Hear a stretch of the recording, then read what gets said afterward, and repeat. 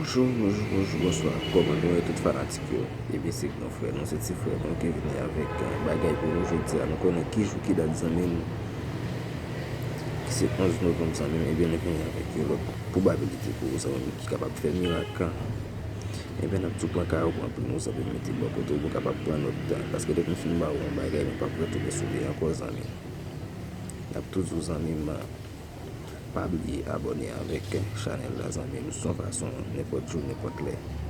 Moi la vidéo zanmim pour capable joindre ou apprendre piste de cloche là zanmim retirer le sous personnaliser zanmim mettre le sous tout temps sans façon n'importe jour n'importe l'heure zanmim la vidéo pour capable joindre.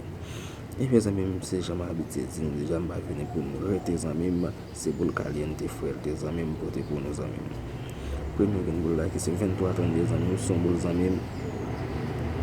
qui gagne un pile probabilité zanmim pour tomber zanmim son boule pour tomber fort 47 zanmim son boule chaud caliente frère des zanmim 81 zanmim et son l'autre boule qui chaud zanmim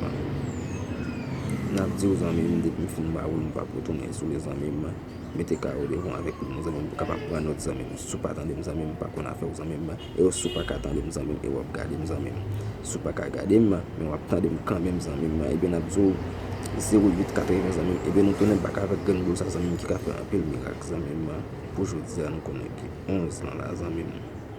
97 zanmim c'est un autre grand boule zanmim nous tourner back avec zanmim nous c'est bouillon réchauffé après de mon dans le cas zanmim et bien zanmim nous tourner back avec 07 70 zanmim et bien nous venons avec un seul grand boule pour zanmim qui parle l'autre qui c'est 88 zanmim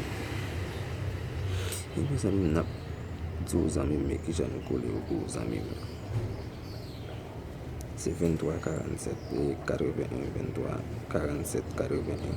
07 88 80 23 08 97 97 23 07 23 et bien c'est j'en habitué faire déjà zanmim mais nous venons avec 4 grains boules pour jouer plus comme zanmim pas du pas l'autre mais c'est 4 grains boules zanmim on peut mettre plus comme sur yo qui c'est 47 23 81 88 zanmim et les amis on a tout profité du OK mais bengo nous créé hier soir zanmim bengo nous fait hier soir qui c'est 30 ans qui c'est sorti premier les zanmim dans Florida et nous te ba aux zanmim sur channel là zanmim sous te regarder vidéo qui nous te là hier. Et puis zanmim nous pas pour tes amis nous tout abonner zanmim partager vidéo à zanmim son façon zanmim pour l'autre monde capable joindre les zanmim so faire un moyen zanmim nous mettre dans poche l'autre monde là gain pour faire un chocho tout zanmim nous connaît bagage pas facile dans zanmim et puis n'a vous zanmim